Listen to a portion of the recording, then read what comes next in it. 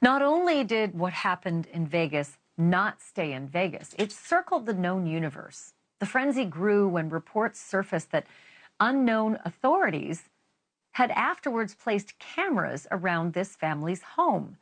The family was driven into hiding, off the grid, out of sight, underground. But 10 months later, the mystery lives on, and looky-loos and alien hunters are still on the prowl.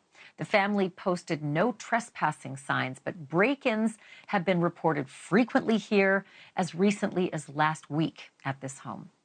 Tonight, a NewsNation exclusive, the teenager who made that 911 call is finally speaking publicly at length and laying out exactly what he saw that night and what has happened since.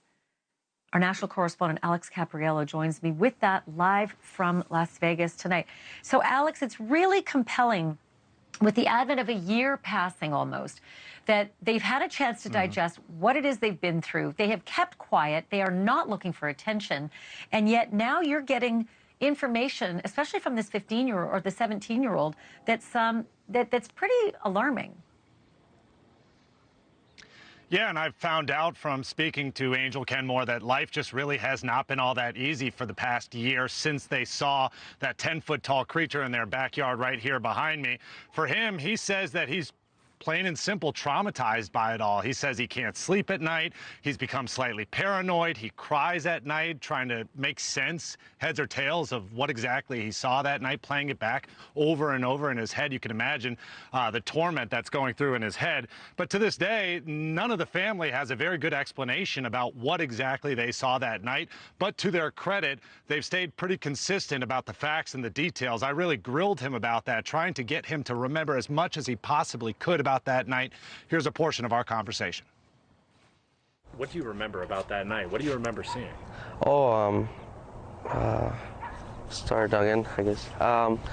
We were in the backyard fixing a truck, and then out of nowhere we just see a big light fall down and basically crash in the backyard. And moments after, like a couple of seconds after, I saw the big giant creature in front of me. The alien, whatever you guys want to call it. The alien demon, whatever you guys want to call it. What do you believe it is? A demon. A demon? Yeah. So maybe that's changed, that once you thought it was an alien, now you believe it was a demon. Yeah, I mean, I don't know what it is, only God knows what it was. But I'm thinking it's like something bad, not a good thing. Was it moving? Was it doing? Yes, it was moving. You could see, like, he was breathing, like he was, like pissed off. Like he wanted to do something. And he was looking at you and your brother? He was looking at me, yeah. Did he say anything? Mm-mm. I remember he was growling, like a dog, like he was growling. When did it end? As soon as I closed my eyes, I guess. I don't know, I think I was praying or something like that, and they just let me go. That's when I went inside, and, I saw my dad. I mean, I saw it too. It felt like it had a control of your body? Oh, yeah, I couldn't move.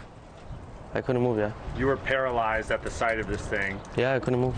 And you were looking at it for 30 or so seconds, and then all of a sudden it was gone? Yeah. That was pretty creepy. A lot of people think that that's just hard to believe. That, like I said again, they can think whatever they want.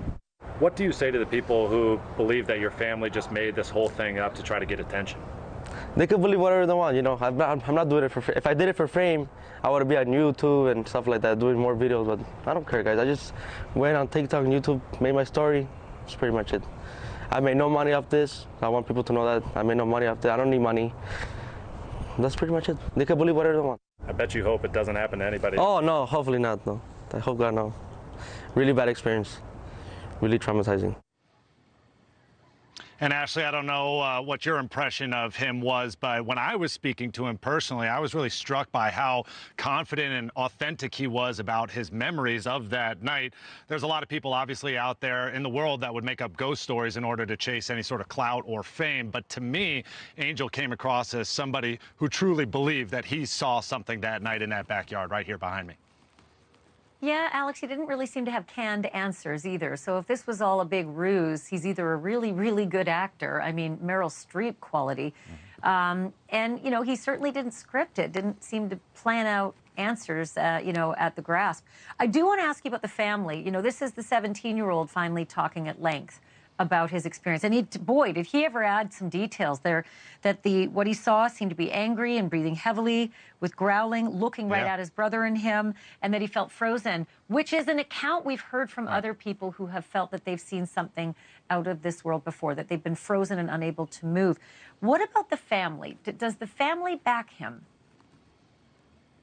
Yeah, the family does, although they're much less willing to go public about it. I spoke to his mom, who basically said that she has no interest in speaking about it because she just feels differently than Angel. She feels like nobody in the world is going to believe her. Angel, on the other hand, while certainly not trying to publish his case widespread, he feels the need to share it because he wants the world to know what he saw, and also he wants the world to know that his family is doing okay and moving forward. In general, the family wants the spotlight off of them. Take, for example, all these no trespassing signs. There's at least 4 of them.